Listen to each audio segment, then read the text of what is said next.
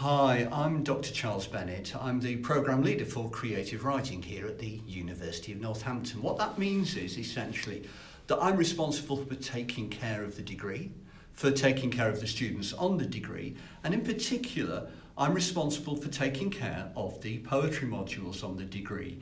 And that's part of what we're talking about today, particularly thinking about poetry as something that we think about perhaps occasionally, almost as though it were an endangered species, which perhaps it is sometimes, but actually as being something that's central to a lot more people's lives than we might perhaps expect. Certainly something that's been central to my life for a long time. And in fact, I've just recently completed writing my 11th book of poetry, which is Cloud River.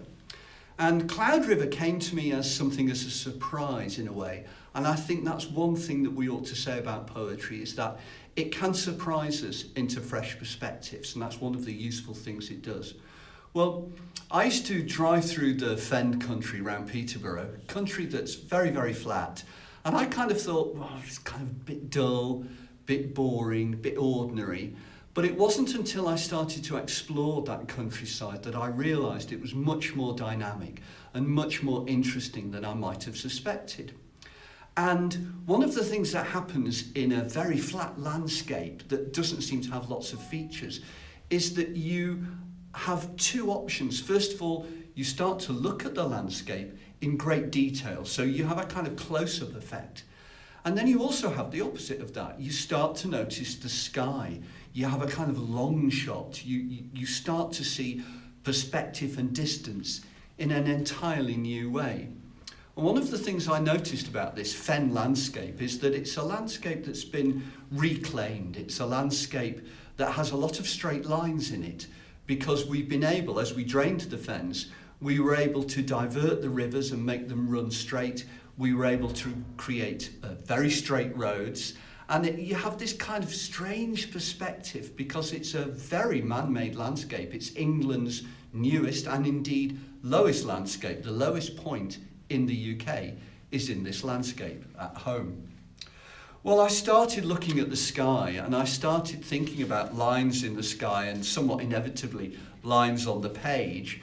And I thought about the way that a pen is a bit like a plough, the way that poetry itself, the word verse and versus, actually comes from ploughing, the turn the ploughman makes at the end of his line.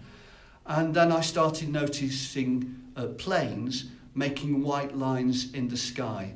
And I ended up writing this poem, which is the first poem of the book, and it's called Sky Plough. Slung through a throne ascent, and tuned to the sweet track of its destination. The polished arrow of a plough smooths the air apart to let it breathe. Drawn like the fine nib of a deft pen, the cleft of its blade is a cut that does no harm. In the wake of its stroke, the sky unzips her skin. The seeds of clouds are planted in a white scar.